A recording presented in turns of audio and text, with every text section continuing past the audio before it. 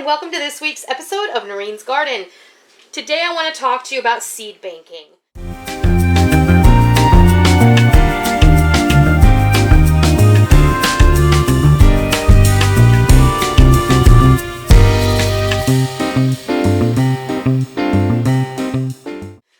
If you're not familiar with what that means, it just means keeping seeds for when you need them. Now, some people will tell you that seeds have to be used in a certain amount of time, and others will tell you that if seeds are kept properly, then you can keep them indefinitely, and then you can just test them for viability.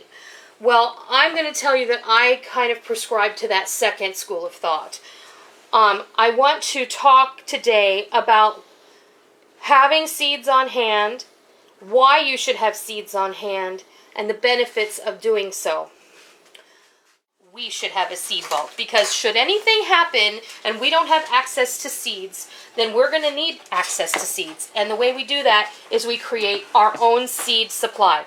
Now, a few years back, I was able to purchase this. This is called an emergency seed bank. They're all over the internet. There are several companies that sell them.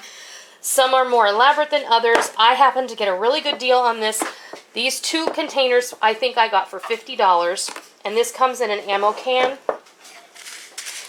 And this, I have some, it came with some of this organic plant food. So I just keep that in there. But these are all hermetically sealed. These are not vacuum sealed. You never want to vacuum seal your seeds. These are just sealed in the bag. These are organic. This is some organic buckwheat. I've got cabbage. I've got peas, spinach, squash, beets, blue lake beans, bantam corn, and a whole slew of other vegetable seeds. You can see there's a bit more space in here. I could probably put a little bit more in here if I wanted to. But this is the first seed bank that I ever purchased on my own. I grow a lot of things. I save a lot of seeds. And this one came along with this one. This was kind of like a bonus. But I like this one very much because this one has a theme. This one is healing herbs and plants. All of these things you may be familiar with from a culinary perspective. Many of them are culinary herbs, but they also have other uses from an herbal medicine perspective. So I have these. This came in what they're calling a dry box, and it also has a compass on it. I think these are great, but if you are not in a position to buy $50 worth of seeds that come in fancy boxes, that's okay. A lot of people aren't. So this is what I'm going to tell you.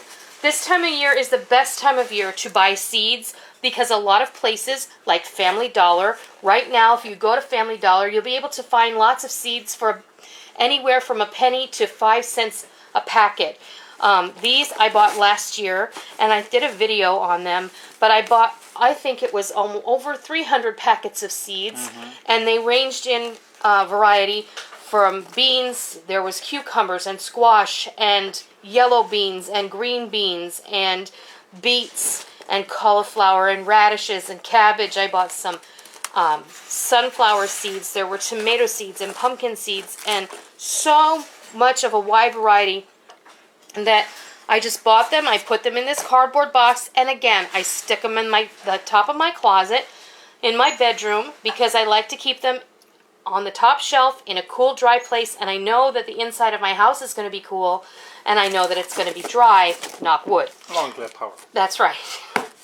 It will be cool as long as we have power. Yes. Okay, if you want to take it up a notch from the cardboard box, here's a couple of other options that I've come up with for you.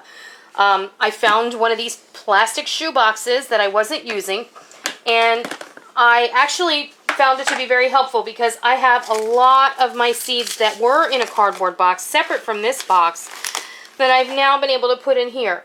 And I put quite a nice variety in here. Everything from cucumbers and squash to carrots and peas to beans, cantaloupe and watermelon, some basic berry seeds and fruit seeds, anything that you would enjoy growing in your garden that you might want to have on hand. Bonus is that when you seal this up, it's fairly waterproof, and you can go ahead and stick this again on the top shelf of your bedroom closet or your hall closet or your linen closet.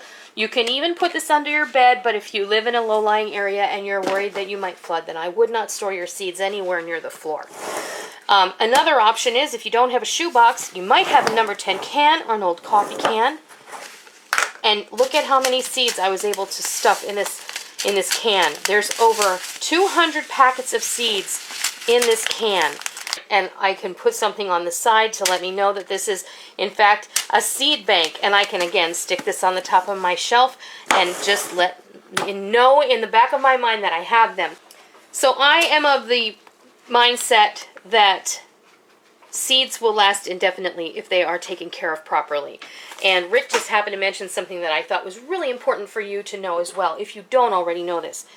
You know, they found seeds in the Egyptian tombs when they excavated the pyramids, and those seeds germinated, and they were actually able to grow ancient grains from them, extinct varieties that had been gone for hundreds of years, that they actually found that germinated because the conditions inside the pyramid tombs was perfect. No humidity, perfect ambient temperature. And what I'm saying is that that is exactly how you need to treat your seeds, at a constant ambient temperature, and it needs to be dry. So if you live in a humid area like we do, you're going to want to make sure you keep these inside. Don't store them in the shed where it's hot and humid, where the attic. Well, don't put them in the attic, and don't put them where any of the moisture can get to them, especially. That's why it's important to keep these in plastic. So I wanted to say that really quickly before we go. So again, I hope you learned something. I hope you like this. Go start your own seed bank, and until next time, we'll see ya.